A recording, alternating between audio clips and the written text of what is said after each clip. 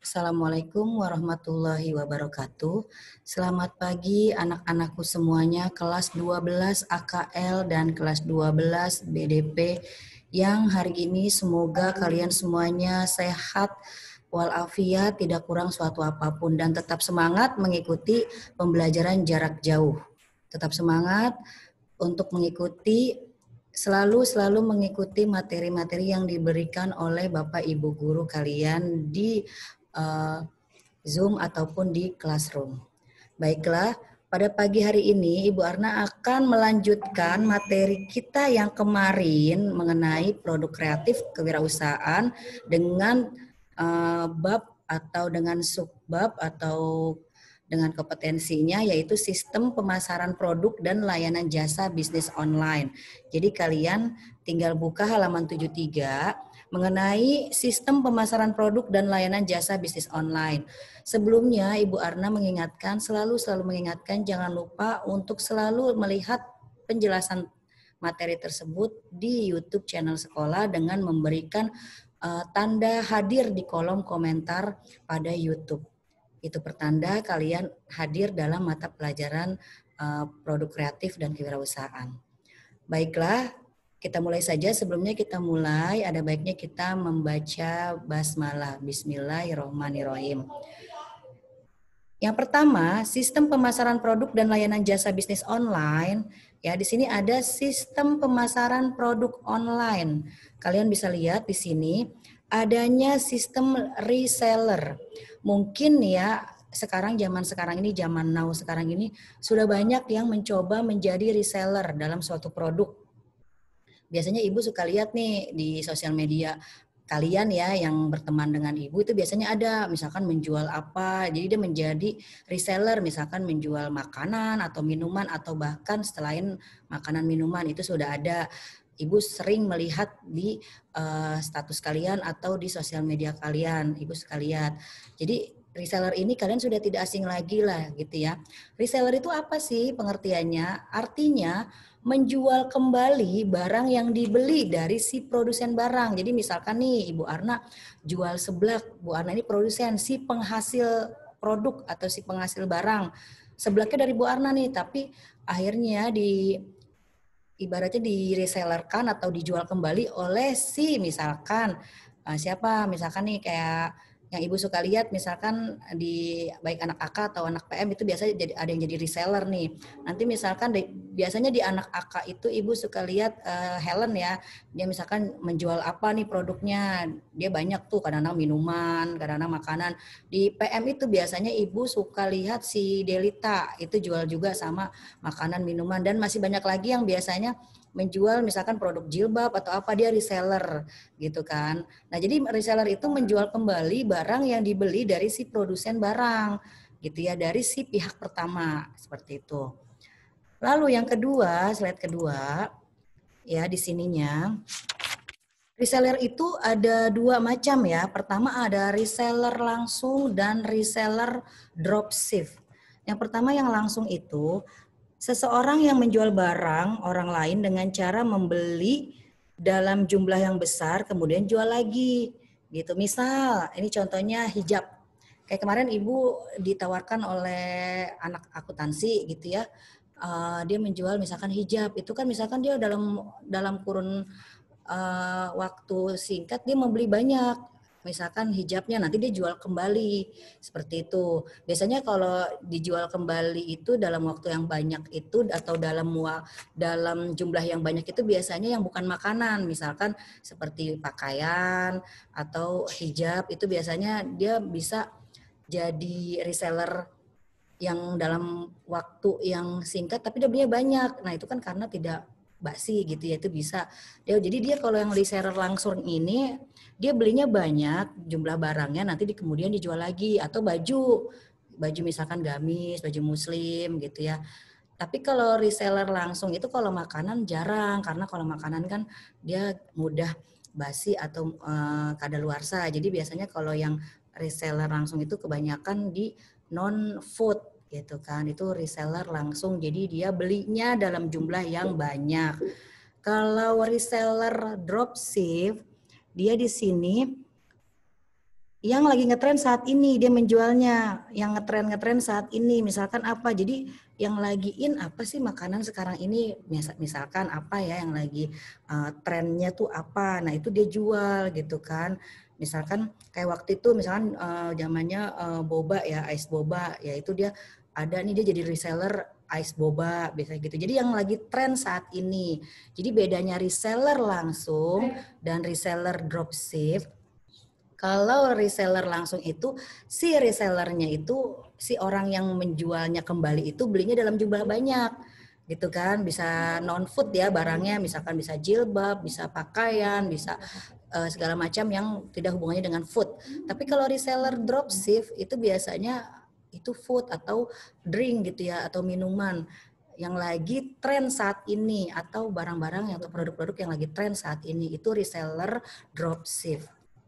Lalu selanjutnya di sini ada yang B itu pre-order. Nah, pre-order ini artinya yaitu merupakan bisnis yang dilakukan dengan membayar sebagian dari pembayaran di awal sebelum membeli. Misal, kalian mungkin pernah ke online shop ya. Online shop itu kan kadang barangnya belum ada, tapi dia ada sistemnya, ada dua, ada COD gitu kan, ada dia bayar dulu baru barangnya nanti dikirim. Nah, pre-order ini bisa masuk ke online shop yang sistemnya bayar dulu, kalian transfer pembayaran, sejumlah pembayaran baru kalian dapat barangnya gitu kan. Bisa juga COD seperti itu. Tapi kalau pre-order lebih tepat kita PO dulu, kita pesan dulu, kita PO, kita pesan, lalu setelah pesan kita transfer dulu sejumlah pembayaran, barulah kita mendapatkan barang yang kita inginkan. Biasanya kayak gitu kalau pre-order. Jadi PO itu jadi pre-order. Kalau misalkan kamu nih, Ibu suka lihat kan yang tadi Ibu bilang, misalnya anak-anak yang suka jadi reseller tuh biasanya ada open PO ya guys, itu kan biasanya ada tuh seperti itu kan. Nah, jadi biasanya itu kalau kamu misalkan PO apa sih? Nah, itu pre-order. Jadi ibaratnya nih dia pesen tapi bayarnya tuh sebelum barang itu nanti sampai ke dia, seperti itu.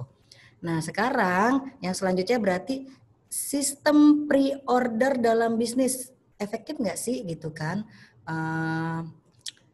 Ibaratnya nih pre-order biasanya efektif nggak gitu kan? Takutnya biasanya orang-orang udah kita list gitu PO-nya, udah kita list akhirnya nggak jadi, itu ada yang hambatannya kayak gitu. Tapi kebanyakan sih dia jadi karena kan biasanya sebelumnya dia bayar dulu. Kecuali ada unsur kepercayaan, biasanya yaudah deh PO dulu, bayaran nanti belakangan. Tapi biasanya kalau di online shop itu harus pembayaran dulu baru nanti dia barang akan sampai ke tangan si konsumen gitu. Nah, ini berarti pre-order itu apa sih? Di sini kan ada ya tips-tipsnya dalam bisnis online dengan memakai sistem pre-order. Pertama, kerjasama dengan vendor yang kredibel. Maksudnya kerjasamanya sama pihak perusahaan atau perorangan, bisa dikatakan perorangan yang kredibel, bisa dipercaya. Itu yang tadi Bu Arna bilang. Ada misalkan kayak kamu nih jadi reseller tapi PO-nya kan duluan nih. Antar teman biasanya ada yang kadang-kadang benar janjinya, kadang ada yang tidak. Itu kadang ada kemudahan, ada hambatannya, ada kesulitannya. Nah, ini maksudnya kerjasama dengan vendor yang kredibel itu, kalau misalkan kita dari vendor itu bisa dibilang pihak perusahaan ya, atau bisa juga dibilang oleh pihak orang masa tertentu atau orang lain. Jadi kerjasama dengan vendor yang kredibel, jadi orang yang dipercaya. Jadi jangan nanti buka PO, open PO gitu. Tapi udah di list, ternyata nggak jadi pesennya, itu kan berarti orang itu nggak kredibel. Vendor itu berarti orangnya, maksudnya pihak yang bersangkutannya tidak bisa dipercaya. Ya, jadi kredibel ini yang bisa dipercaya. Seperti itu. Lalu nilai lebih pada produk Anda. Maksudnya jadi kita berarti punya nilai plus nih menjual produk. Oh, berarti boleh toh. Misalkan pesan dulu tanpa bayar, misal ada seperti itu. Biasanya ini yang antar teman ya, tapi kalau yang pihak perusahaan biasanya sih bayar dulu, kayak misalkan online shop di Lazada, Topet atau apapun itu. Terus ada lagi buat prosedur pemesanan yang jelas. Nah, ini tadi kita buka open PO, tapi yang jelas pesanannya apa aja. Jadi harus jangan yang rancu. Jadi karena kan nanti akan kita pesan lagi ke pihak pertama kan si produsennya. Yang terakhir buka PO di akhir bulan. Biasanya iya kalau suka ada kan ini lagi open PO ya guys, misalkan untuk yang kemarin misalkan udah selesai pemesanannya atau barangnya sudah limit atau sudah sold out. Nah, ini buka lagi open PO di akhir bulan seperti itu. Yang terakhir, unsur sistem produksi jasa bidang online. Nah, unsur-unsurnya apa aja sih di sini? Kalian bisa buka ya di halaman selanjutnya. Unsur-unsurnya itu ya ada di halaman 75 ya. 75 76. Yang pertama, kualitas pelayanan. Otomatis kualitas pelayanan harus diperhatikan. Ya ramah, ya cepat, cekatan, tepat, efisien, efektif, itu kualitas pelayanan harus yang pastinya terutama pelayanannya harus ramah. Lalu ada kepuasan pelanggan. Nah, itu juga sama, sangat penting kan. Biasanya nanti ada testimoni. Biasanya tuh kalau sudah barang sudah sampai, biasanya ada testimoni. Di online shop juga seperti itu, ada testimoninya kan. Ibaratnya kayak gimana nih fitnya gitu kan, bikin misalkan barang yang diterima bagus atau pelayanannya memuaskan, kurirnya ramah kan, seperti itu. Itu kepuasan pelanggan. Ada juga hubungan antar variabel bisnis online. Hubungannya siapa aja sih? Variabel ini kan ibaratnya antara pihak satu pihak lain. Misalkan ya antara si konsumen ya dengan pastinya si penjual. Hubungan antar variabel bisnis online itu harus erat gitu kan. Yang terakhir, meningkatkan kepercayaan pelanggan dalam bisnis online. Jadi karena bisnis online ini kan biasanya barangnya tidak terlihat jelas dulu nih, belum nampak, baru sekedar gambar. Itu gimana caranya kita bisa meningkatkan kepercayaan si pelanggan terhadap produk yang kita jual. Jadi kita kan kalau kayak bahasa Indonesia ini kayak beli kucing dalam karung gitu. Dalam arti jangan beli kucing dalam karung, dalam arti kita harus tahu nih, walaupun kita sekedar gambar aja, kita harus bisa meyakinkan si konsumen supaya barang yang dia terima itu bagus dan berkualitas. Jangan sampai antara barang yang ada di gambar dengan yang kenyataannya itu berbeda. Jadi kita harus meningkatkan kepercayaan si pelanggan tersebut. Ya, itu saja materi Bu Arna pada hari ini, pada pagi hari ini. Kurang lebihnya Ibu mohon maaf. Wassalamualaikum warahmatullahi wabarakatuh.